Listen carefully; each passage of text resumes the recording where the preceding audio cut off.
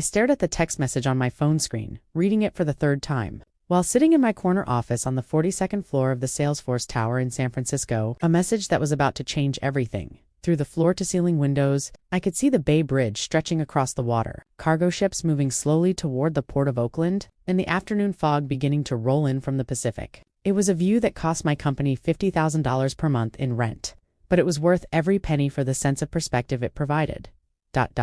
During moments like this, the text had arrived at 2:47 p.m. on a Tuesday, interrupting a board meeting where we'd been discussing the final details of our acquisition of a competing firm for $340 million. I'd excused myself from the conference room to read what I'd assumed would be a routine message from my father. Instead, I'd found this bombshell, that revealed just how completely my family misunderstood both our financial situation and my role in maintaining it. Market crashed. You're on your own now. The irony was so profound it was almost funny. But here's the secret they didn't know. For the past 5 years, I had been secretly funding what my father believed was his carefully managed trust fund. Watching him take credit for investment decisions I'd been making, listening to him lecture me about financial responsibility, while I quietly prevented our family from falling into bankruptcy, I picked up my office phone and dialed the private number for Marcus Chin, my personal banker at Wells Fargo Private Wealth Management. Marcus had been handling my accounts for 3 years. Ever since my company, Avalon Digital, had crossed the billion-dollar valuation threshold, and I'd needed more sophisticated financial services. Alina. Marcus answered on the first ring, his voice carrying the polished professionalism that came with managing portfolios worth 9 figures. I saw the market volatility today. I hope you're not concerned about your positions. Your diversification strategy has protected you quite well. Actually, Marcus, I'm calling about a different matter, I said, settling back in my leather chair. I need you to send my father the complete account statements for the Vasquez Family Trust. The real statements, showing all contributions and their sources for the past 5 years. There was a brief pause. As Marcus accessed the account information, you mean the statements showing that you've contributed $14.2 million over the past 5 years? Representing 89% of the trust's current value. Exactly those statements. Alina, are you sure about this? You've been very specific about maintaining confidentiality regarding your contributions. This would reveal your involvement completely. I looked at my father's text message again, particularly the phrase, "You're on your own now," and made my decision. I'm absolutely certain. Please send them today, along with a detailed breakdown of how the trust has been funded and managed. Of course, should I include the documentation showing that you've been the beneficial owner of the investment accounts that your father believes he's been managing? Include everything, Marcus. It's time for full transparency. After I hung up, I sat in my office for several minutes considering the conversation that would inevitably follow. My father, Roberto Vasquez, had no idea that his daughter, the one he considered the family disappointment, was the CEO and founder of Avalon Digital, a cloud computing and data analytics company that had revolutionized how Fortune 500 companies managed their digital infrastructure. The deception hadn't been malicious, it had been protective. 5 years ago, when I'd started Avalon Digital with $50,000 I'd saved from freelance programming jobs, my family had been facing financial ruin. Dad's restaurant business had been failing. Mom's medical bills from her cancer treatment had been massive, and my younger brother Diego's college expenses were draining what remained of their savings. Rather than reveal my growing success and deal with their inevitable questions, demands, and attempts to manage my business decisions, I'd created a complex web of shell companies and intermediaries. Through these entities, I'd quietly paid off their debts, funded Diego's education, covered Mom's medical expenses, and rebuilt the family trust fund that Dad had been forced to sell off during their financial crisis for 5 years. I'd let him believe he was a brilliant investor who'd recovered from near bankruptcy through smart market decisions. I'd watched him give financial advice to relatives at family gatherings, seen him take credit for investment returns that were actually the result of my carefully managed contributions, and listened to him lecture me about responsibility and planning for the future. The irony had become almost unbearable, especially as Avalon Digital had grown from a startup into one of the most valuable private companies in Silicon Valley. We employed over 1,200 people, managed cloud infrastructure for 60% of the Fortune 100, and were preparing for an IPO that would value the company at over $8 billion. Yet, to my family, I was still Alina, the computer programmer who worked from home, and didn't seem to have any clear career direction.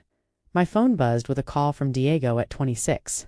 My brother was finishing his MBA at Wharton, funded entirely by what he believed was family money, but was actually my direct financial support, channeled through the trust. Alina. Diego's voice was anxious. Did you get Dad's text about the trust fund? I did, I said calmly. What's your take on the situation? I'm freaking out, honestly. That trust fund has been paying for my MBA, and I've got 6 months left. If it's really gone, I don't know how I'm going to finish school. Dad seemed so confident about his investment strategy, but maybe he was taking too many risks. I closed my eyes, feeling the familiar weight of maintaining this elaborate fiction. Diego, don't worry about your education funding. It's going to be fine. How can you be so calm about this, Alina? This affects you too. I know you've been depending on that trust fund as a safety net. If only he knew. The safety net he was referring to was actually a tiny fraction of my personal wealth. The trust fund that Dad thought was worth $2.3 million was pocket change compared to my stake in Avalon Digital, which was currently valued at $1.8 billion. Things have a way of working out, I said carefully. Just focus on your studies. But Alina, you don't understand the bigger picture. Dad's been so proud of rebuilding that trust fund after the restaurant failed. He's been telling everyone about his investment success. If people find out he lost it all again, Diego, I need to ask you something, and I want you to think carefully before answering. What do you actually know about how that trust fund was rebuilt? There was a pause. Dad said he made some smart investments in tech stocks and real estate. He's been really secretive about the details, but the quarterly statements showed steady growth. Why do you ask? Just curious about his investment strategy, I said, knowing that within a few hours, Diego would have very different information about those smart investments. After we hung up, I turned back to my computer and pulled up the financial dashboard that tracked all my various holdings and investments. The numbers were staggering, even to me. Avalon Digital was worth $8.2 billion based on our most recent private valuation. My personal real estate portfolio included properties in San Francisco, Palo Alto, Manhattan, and London, worth a combined $47 million. My investment accounts held another $230 million in diversified assets, yet my family thought I was struggling financially. Because I drove a 5-year-old Honda Civic and lived in what they believed was a modest apartment in San Francisco, in reality, the apartment was a 3,000 square foot penthouse loft that I'd bought for $4.2 million. But I'd never corrected their assumptions. The deception had started small and grown increasingly complex. When Avalon Digital had landed its first major client, Netflix, for a $12 million cloud infrastructure project, I couldn't share the news because my family would have asked too many questions. When we'd raised our series of funding of $50 million, I'd wanted to celebrate, but I knew they'd become involved in ways that would complicate both my business and our relationships. So, I'd stayed quiet and continued letting them believe I was just getting by.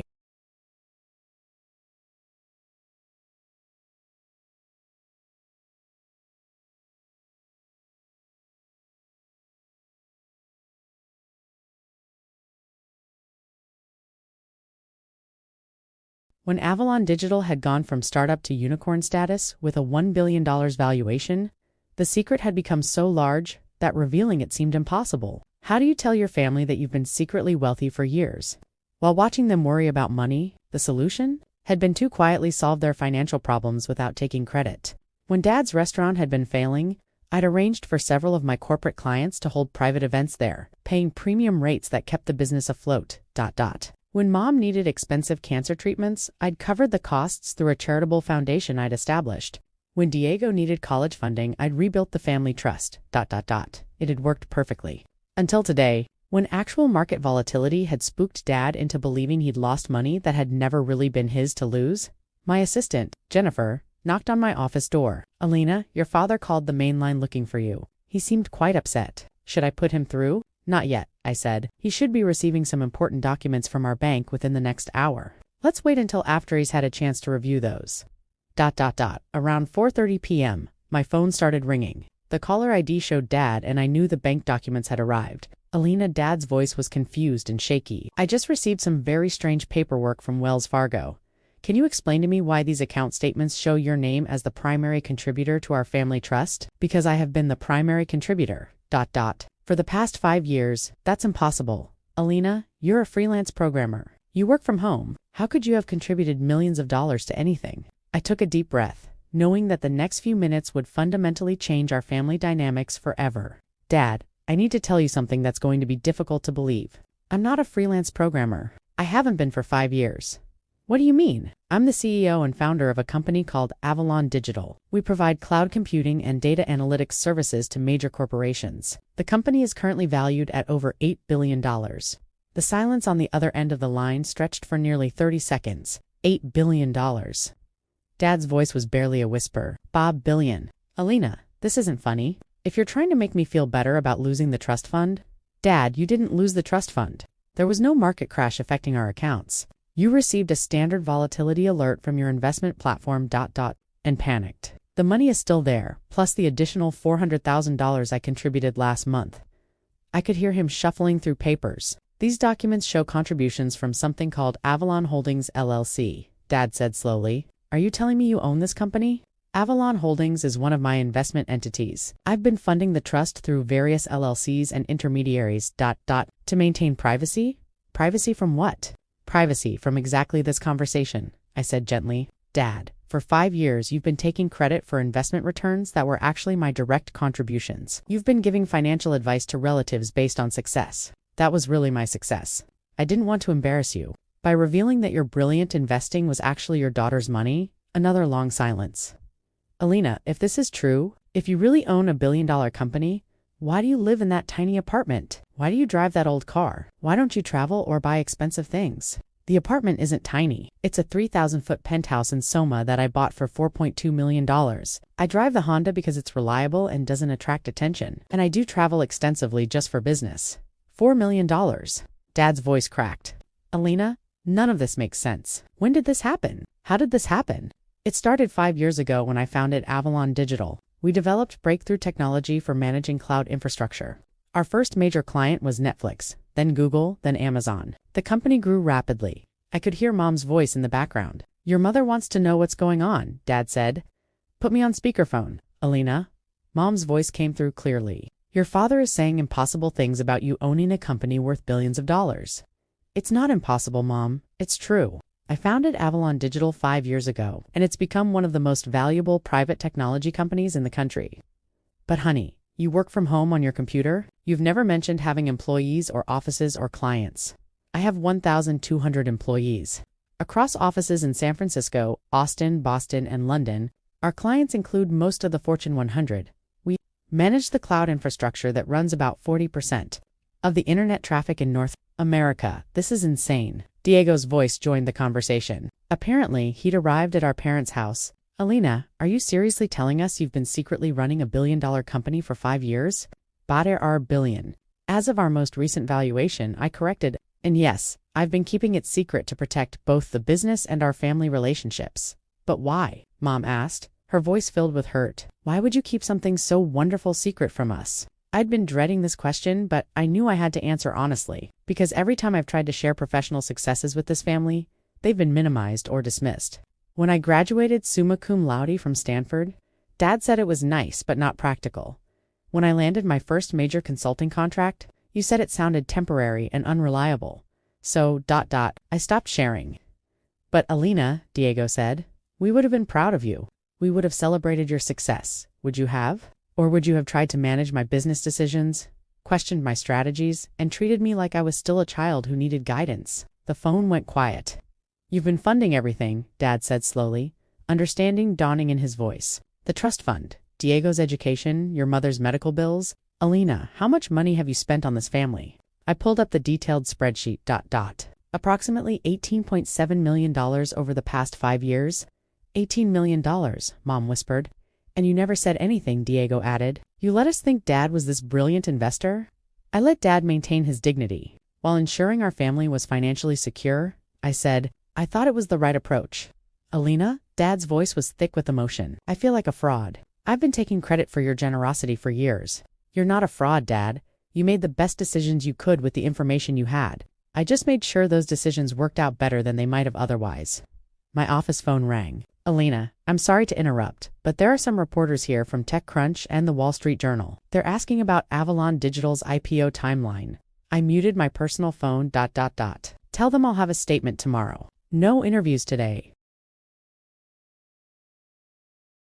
When I unmuted the call, Mom was speaking. I don't understand why reporters would be calling about Alina's company. Because we're preparing to go public, I said. Avalon Digital will probably IPO within the next 6 months. The media has been guessing about our plans. Going public means selling stock to regular investors, Diego said, his MBA training kicking in. Alina, If the company is worth $8 billion and you're the founder, I own 22% of the company, I said. On paper, my stake would be worth approximately $1.8 billion after an IPO. $1.8 billion, Dad repeated slowly. Alina, you're going to be a billionaire. On paper. Yes, double quotes. The weight of this revelation was clearly hitting them in waves, Alina, Mom said. Finally, I need to ask you something important. With all this success, all this wealth, all this responsibility, are you happy? Are you fulfilled? Building Avalon Digital has been the most challenging and rewarding experience of my life. I said, I love solving complex technical problems. I'm passionate about the team we've built, but keeping it secret from you has been incredibly lonely. Why reveal it now? Dad asked. You could have continued the deception forever.